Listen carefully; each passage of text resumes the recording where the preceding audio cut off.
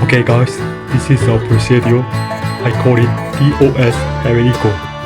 We will run DoS remotely, and before start, please remind that hot forwarding is omitted. Okay, let's showdown!